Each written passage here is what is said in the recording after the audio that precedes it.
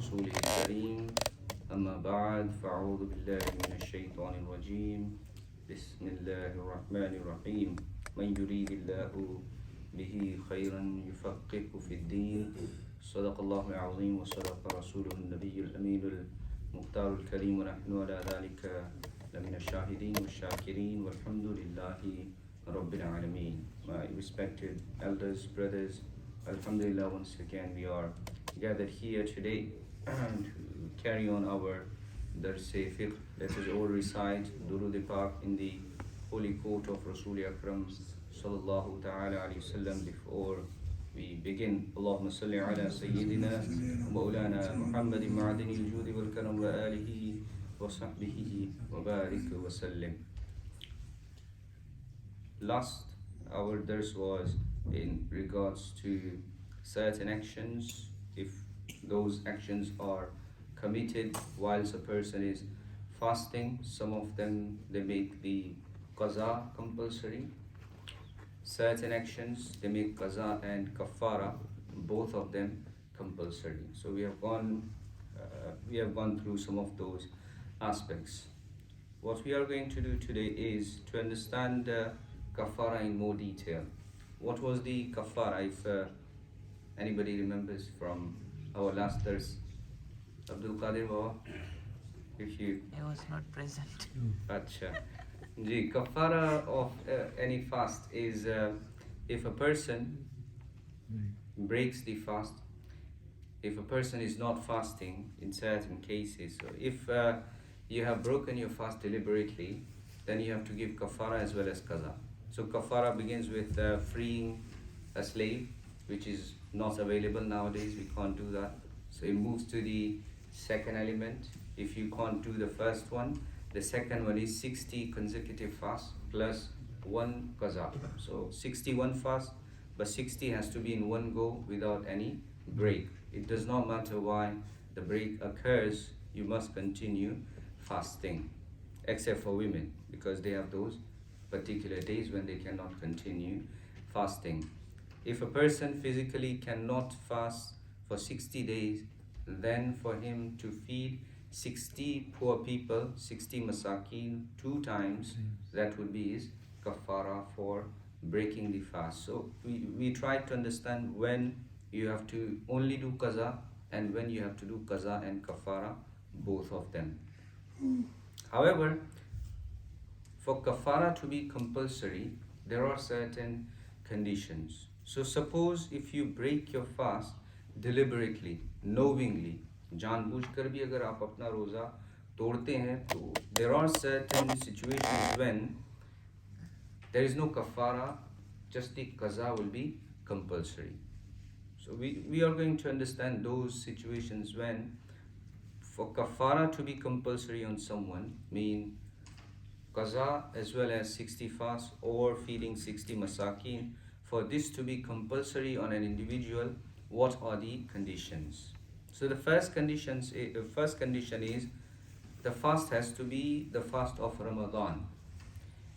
Suppose if a person is fasting not of the month of Ramadan, he is doing any nafl fast, optional fast, or he is doing qaza of his Ramzan fast. In both cases, because they are not the fast of farz of Ramadan, even if he breaks them deliberately, there is no kafara on him. नफल रोज़ा आपने रखा, नफल रोज़े को जानबूझ के तोड़ दिया, तो आपके ऊपर कफ़ारा नहीं है, सिर्फ उसकी क़ज़ा है. रमज़ान के रोज़े की आप क़ज़ा कर रहे थे. If you were doing the qaza of the fast of Ramadan and then you broke that fast, you still only have to do qaza. There is no kafara. So for kafara to be implemented on someone, it has to be the fast of Ramadan, the first one. Like currently, it is the month of Ramadan and we are observing the fast of Ramadan. If deliberately somebody breaks the fast, then kafara and qaza will be compulsory on him. That's the first condition. Second condition is the person who is fasting of the month of Ramadan, he is a local and not a traveler. He is a residing person, not necessarily residing mean local from Leicester. Local is somebody who is staying in that place 15 or more days. He is classed as residing one, non-musafir, non-traveler. Traveler is the one who travels 57.5 miles and his destination, he is not going to stay there more than 15 days. He is going to stay there for 14 or less. He'll be classed as musafir. So the condition for kafara to be compulsory on someone, he has to be residing and not a traveler. So suppose you were traveling. In the month of Ramadan, you were traveling and you decided that you don't want to miss your fast, you want to keep your fast. So from your home, you made the intention, you continued your fast, you started observing your fast. In your journey, during your journey, for some reason, you had to break it. It's a fast of Ramadan and first fast of Ramadan, but you had to break it. Now, because you are a traveler, you do not have to give the kafara, only qaza is sufficient. Does it make sense? Yes. क्या आप सफ़र कर रहे हैं, मुसाफिर होने की सूरत में आपने रमज़ान का फ़र्ज़ रोज़ा रखा है, फिर अगर जानबूझ के भी आप तोड़ देते हैं तो आपके ऊपर सिर्फ और सिर्फ कज़ा है, इसका कफ़ारा नहीं है. So he has to be the fast of month of Ramadan, and the person who is doing it, he has to be a residing one, not a traveler. Why? Because a traveler is exempt anyway from fasting in the month of Ramadan. If he chose to fast, that's his choice to do so. And if he breaks it, then he only have to do qaza of that fast. That was the second condition. The third one is the person who is fasting, he has to be mukallaf. What is the meaning of mukallaf? Which means the laws of Sharia has to be implemented on him. Like he shouldn't be a child. Aqil, baligh, Musalman hona. If any non-Muslim is observing the fast, suppose you have a colleague at work and they decided to observe the fast of Ramadan, if for some reason they break, there is no qaza or kafara on them. Why? Because they are not abide to the Sharia of Allah subhanahu wa ta'ala. Musalman hona ye shart hai. वैसे ही, if any child, I mentioned this very briefly before, if there is any child at home who is not baligh and he or she is keeping the fast of Ramadan and during their fast they had to break it, suppose they went to school, they had PE and they had to break their fast, teacher said you can't keep it. Now, it's not that parents have to give kafara. No, there is nothing on the child nor on the parents. There is no kafara, there is no qaza. However, if the child is encouraged to do qaza, it is ideal. Why? So at least they realize the importance of fasting. I can't just keep the fast and break it whenever I want.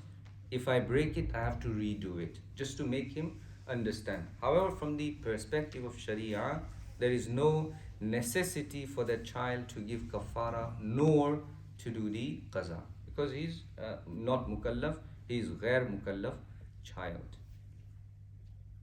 Number 4, this condition is quite important, that the person who is fasting in the month of Ramadan, and if in case he does anything and kafara to be lazim on him, to be wajib on him, this is very important, that his intention of the fast of Ramadan should be from night. From the night time, mean from the sunset of today. If you have made the intention from the sunset or after the sunset, before sunrise, between that time, if you have made the niyyah of fasting for the next day, then if you break your fast deliberately, or if you do something deliberately that breaks your fast, then kafara will be necessary upon you. Suppose you woke up in the morning after sun had risen and you made the intention of fasting, as we learned when we were doing the intention, that the window of making the intention for the fast of Ramadan is quite long. So from the sunset of today all the way Dhahwa Kubra, before the zawal of tomorrow, you can make the intention for tomorrow's fast. Okay, so if you made the intention at night and you break your fast, then there would be kafara. If you made the intention after sunrise for today's fast or for tomorrow's fast, after sunrise, and then you break your fast, there is only qaza and no kafara. Yes? Does that make sense or any confusion? If there is any confusion, please you can stop me and I will clarify, try and clarify, inshallah.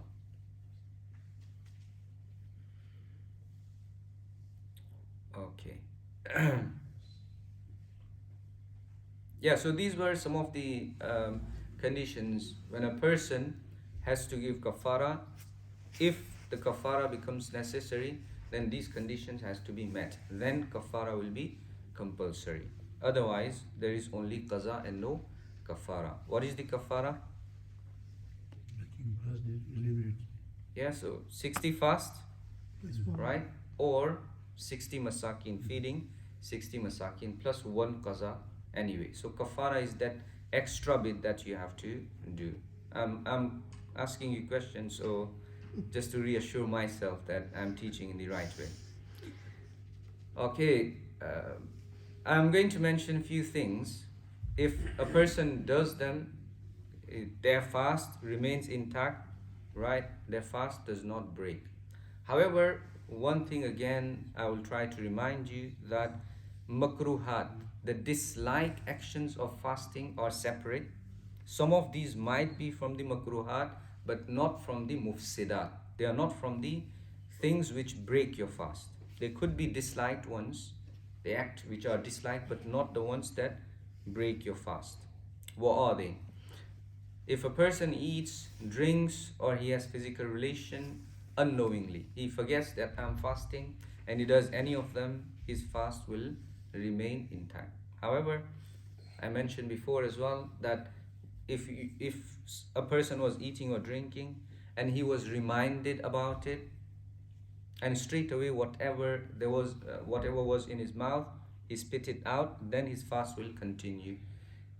If he was reminded or he himself remembered and he had something in his mouth and he took it down, in that case his fast is gone now, because he ate or he drank after he was reminded. Now he know that he's fasting and again he kept eating. That's why his fast will be nullified and invalid.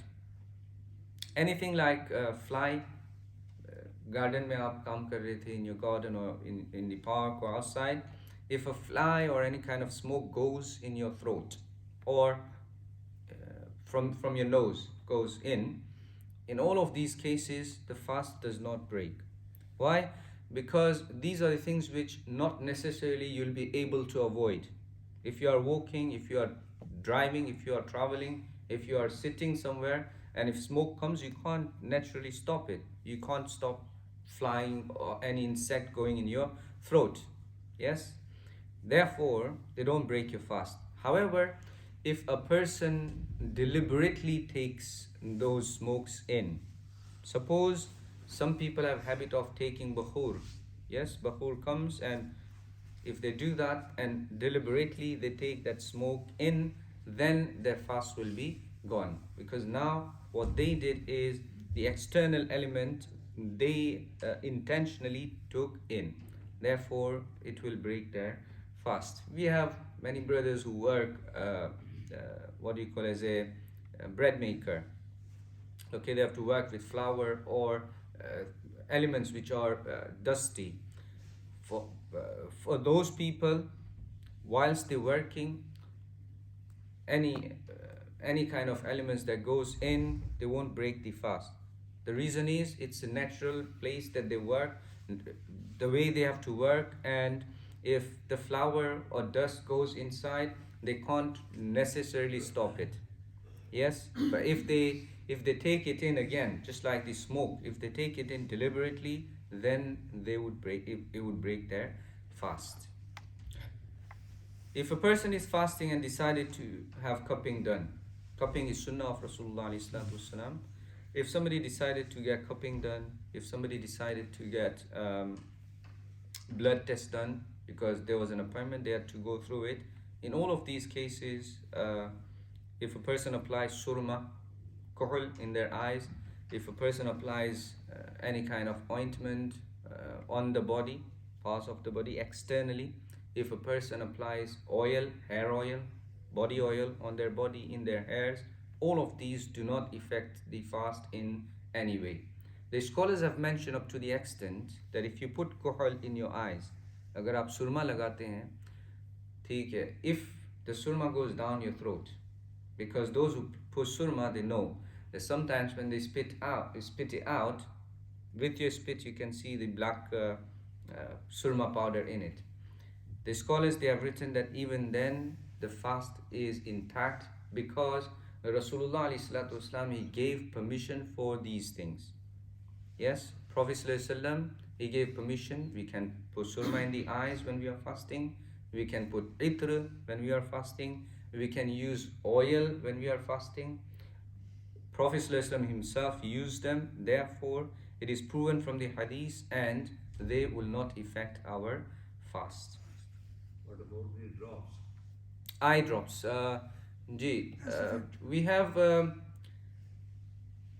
We have two groups of scholars in terms of eye drops and ear drops. A group of scholars, they say that eye drops break the fast and some say it doesn't. A group of scholars, they say that ear drops, they break the fast and some say it doesn't. The reason behind them is the research that they have done. Some, they have come to the conclusion that ears and throat, it has a connection. When you put something in the ear, it goes to your throat. Some scholars, they say that the eyes and your throat does not have as strong connection as your ears and throat has. Therefore, if anything you put in the eyes, it doesn't break the fast. However, the recent research that's been done scientifically, as well as the recent ulama who looked into these scientific realities and scientific research about the connection of eye and throat, they have come to the conclusion that it does not break your fast. The advice I would like to give, if it's at most necessary for you to use eye drops, then use them. If it's not necessary to use them, then don't use them. Use them at the time of iftar and at the time of sahri. That is the safest position and safest way to be reassured and not to fall into the doubt. If you are using suppose contact lenses, now contact lenses, they carry some sort of liquid. When you put them in the eyes, they carry the liquid. If you do not have to use them whilst you're fasting, then you should avoid them. If you have to use them and you don't have glasses, you don't use glasses, that's a different masala. Then you can act upon those scholars' ruling who said it is fine to do so. But obviously take the safe way and take the precautionary way, because that's how it should be. So whilst you're fasting, you're allowed to do cupping, you're allowed to do blood tests. All of these things are permissible. Okay, usually when we talk, we have saliva coming in our mouth. Many times our lips, they get wet as well. Saliva gets together as well. It forms in our mouth and we take it down. It does not break your fast, or it does not affect your fast in any way. It is fine to do so. However, if a person has habit of gathering, I don't think many people do that, but if somebody has the habit of gathering the saliva in the mouth and taking it down, so just to feel a bit of comfort, this is makruh, it is disliked. A person shouldn't do that. And finally, if a person is bleeding in the mouth, we learned about this masala in the things which break the fast. If a person has bleeding issue from the gums or teeth, if the blood mixes with saliva and blood is more, but it doesn't go below your throat, it remains in your throat or in your mouth, that does not affect your fast. If it goes down, then it will affect your fast. So usually you will have the idea how much of the liquid is going down. You will know if it remains in your throat and dries out, that does not affect your fast. And you will also realize if it goes down, then it will affect and break your fast. These were some of the things I thought to share with you. Also, finally, using of toothpaste and toothbrush. Most of the toothpaste nowadays, they have very strong flavor. And when Hazrat Allama Shahid Raza Naimi rahmatullahi ta'ala alayhi, he was alive, we talked about it, and Hazrat said the same thing, that if anybody can find a very light toothpaste, very light mean either flavorless or it's a flavor which is literally like none, then if they use it very carefully, it's up to you. If you use it very carefully, then you are allowed to do so. But in general, a person should avoid using of toothpaste whilst you are fasting. The best way, straight after the iftar and straight after your sahri, do the toothpaste, and during the day use the miswak. Miswak is something that's a sunnah of Rasulullah sallallahu alaihi wasallam. Prophet sallallahu alaihi wasallam described miswak as it is it's an element that cleanses your mouth as well as pleases Allah subhanahu wa ta'ala. So why not try and use miswak at least during the month of Ramadan? Ji. What about the flavored miswak? The flavored miswak. I mean, do they sell flavored Yeah, miswak? like spearmint and peppermint. No. We can't use them either. I just found out now. Usually you find miswak from the tree called pilu. In Urdu, they call pilu, and that's the yellowish one. Or if anybody uses their own miswak of zaytun, etc. So any natural miswak, the wooden stick, that's permissible. Any flavored one, then you can't. Many people ask question about what if it's a toothpaste which is miswak flavor, because you can find Dabur's miswak flavor toothpaste. So that is something which is alarming too. If a person is at most believe in himself that he will be careful and he will not put his fast on the stake, then it's up to him. But generally, we would advise not to use any kind of toothpaste or miswak. Just use the miswak. Jazakallah. اللهم صل وسلم وبارك على سيدنا مولانا محمد وآله وصحبه أجمعين. ربنا آتنا في الدنيا حسنة وفي الآخرة حسنة وقنا عذاب النار. اللهم ربنا تقبل منا إنك أنت السميع العليم وتب علينا إنك أنت التواب الرحيم برحمتك يا أرحم الراحمين. جزاكم الله.